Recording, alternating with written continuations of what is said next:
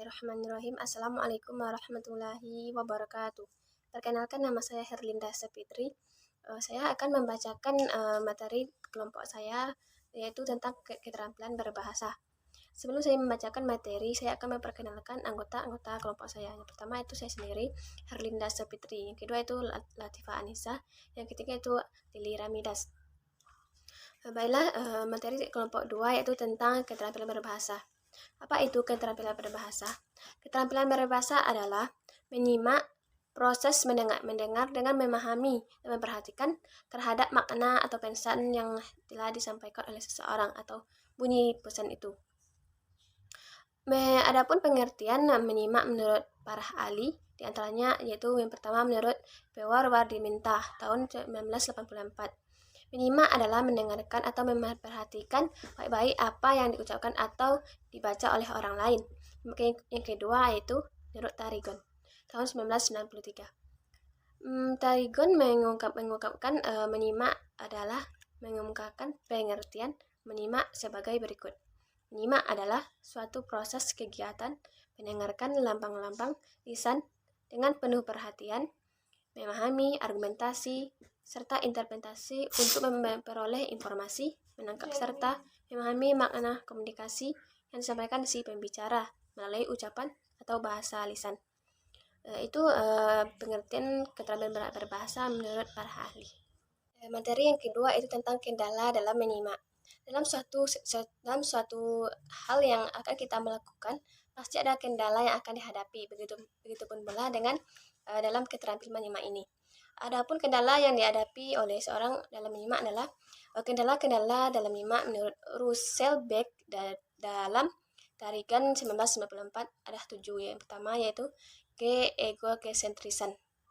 Yang kedua itu keengganan ikut terlibat. Karena sebagian orang enggan terlibat atau cuek terhadap sesuatu hal sehingga mereka mengalami kesulitan dalam menyimak karena mereka acuh tak acuh terhadap suatu hal tersebut.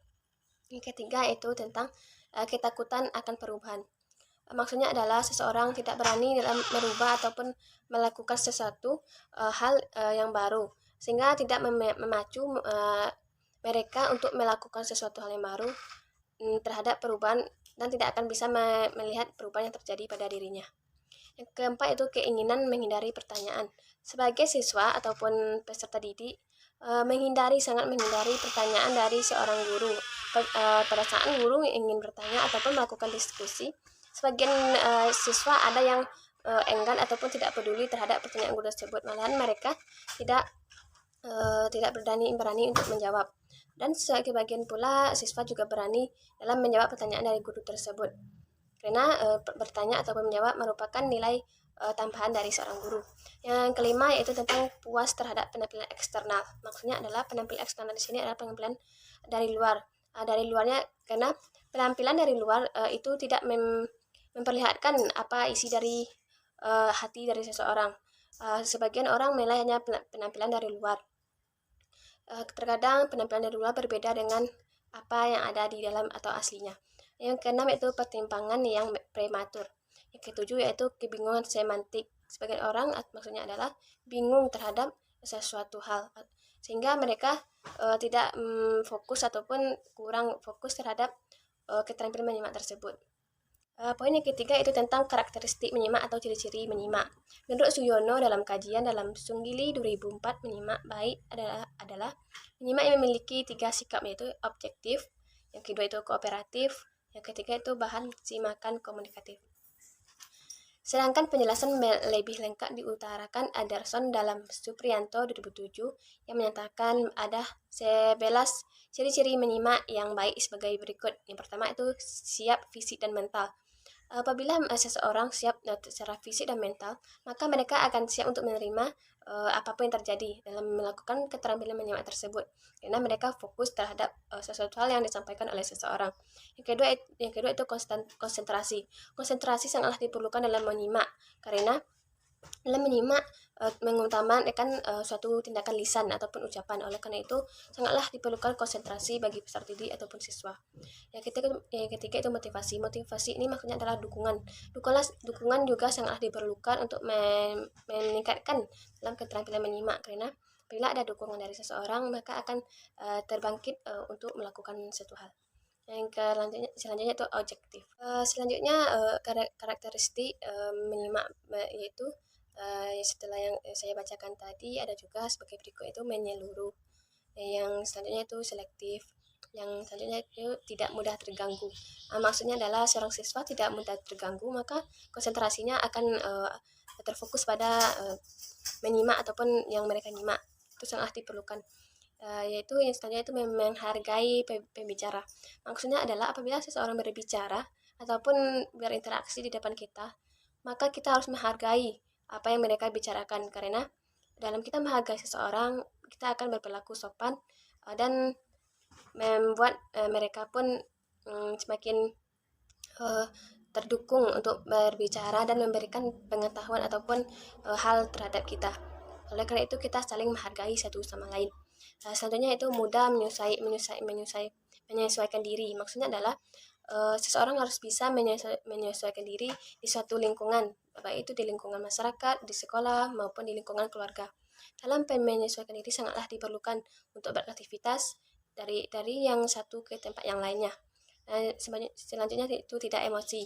Seseorang dalam melakukan keterampilan menyimak tidak boleh dalam kondisi emosi, karena dalam kondisi emosi maka mereka tidak fokus ataupun dan lainnya. Selanjutnya yaitu tentang kontak dengan pembicara. Baiklah, itu sedikit materi yang dapat saya sampaikan. Saya mohon maaf atas kesalahan dan kekurangan. Saya akhiri dengan Assalamualaikum warahmatullahi wabarakatuh. Baiklah, di sini juga kami akan menampilkan wawancara kami tentang wawancara pada seorang guru tentang kendala yang dihadapi oleh seorang guru dalam menerapkan keterampilan menyimak tersebut. Assalamualaikum warahmatullahi wabarakatuh. Waalaikumsalam warahmatullahi wabarakatuh. Perkenalkan, nama saya Latifah Anissa. Saya dengan jurusan Pendidikan Guru Madrasah Ibtidaiyah. Baiklah, di sini saya ingin mewawancara Ibu dengan beberapa pertanyaan, di mana pertanyaannya itu bagaimana permasalahan atau kendala yang dihadapi guru dan siswa dalam keterampilan menyimak, serta jelaskan bagaimana pula solusi yang tepat. Baiklah, di sini saya akan mencoba menjawab pertanyaan dari saudari Latifah Anissa. Di sini saudari Latifah menanyakan 3 pertanyaan yang saya tangkap. Yang pertama, saudari menanyakan tentang apakah kendala yang dihadapi guru dalam menerapkan pembelajaran menyimak pada anak. Nah, saya di sini sebagai pendidik di sekolah dasar, yang saya alami yang pertama yaitu guru kurang memahami bagaimana karakter anak dalam belajar. Nah, sebaiknya di sini sebelum kita menerapkan pembelajaran kepada anak, guru seharusnya memahami terlebih dahulu bagaimana karakter anak didik kita satu persatu. Nah, itu adalah hal yang penting menurut saya sebagai seorang guru dalam menerapkan. Yang kedua, menurut saya guru kurang mencari referensi seperti buku-buku di perpustakaan atau materi di internet mengenai trik atau bagaimana cara seorang guru menerapkan pembelajaran keterampilan menyimak kepada anak. Yang ketiga, guru kurang profesional atau terlalu monoton dalam memberikan pembelajaran pada keterampilan menyimak ini kepada anak. Yang keempat, guru tidak bisa menjadikan dirinya sebagai titik fokus siswa dalam memberikan pembelajaran. Apalagi keterampilan menyimak ini membutuhkan konsentrasi atau fokus yang tinggi pada anak, dari anak untuk guru. Selanjutnya pertanyaan kedua yang saya jawab, yang pertanyaannya, apakah kendala yang dialami siswa dalam melaksanakan proses pembelajaran khususnya dalam keterampilan menyimak. Nah, saya melihat di sekolah pada saat pembelajaran, saya melihat siswa, yaitu yang pertama siswa kurang aktif atau siswa itu pasif dalam melaksanakan kegiatan proses belajar khususnya dalam proses pembelajaran keterampilan menyimak. Yang kedua saya temui di sekolah, saya melihat pada proses pembelajaran khususnya dalam keterampilan menyimak, pembelajaran ini atau materi ini kurang menarik bagi siswa karena pada dasarnya siswa kelas rendah yaitu kelas 1, 2, 3 pada umumnya masih dominan dalam bermain daripada belajar, sehingga materi cukup membosankan bagi siswa. Yang ketiga, yang saya lihat siswa kurang fokus dalam pembelajaran dan materi pembelajaran kurang menarik bagi siswa. Yang yang pertanyaan ketiga, bagaimana solusi dalam menghadapi kendala dalam menerapkan pembelajaran menyimak pada anak. Yang kedua, pahami karakter anak terlebih dahulu sebelum kita menerapkan pembelajaran yang akan kita berikan kepada anak, seperti misalnya dalam keterampilan menyimak ini.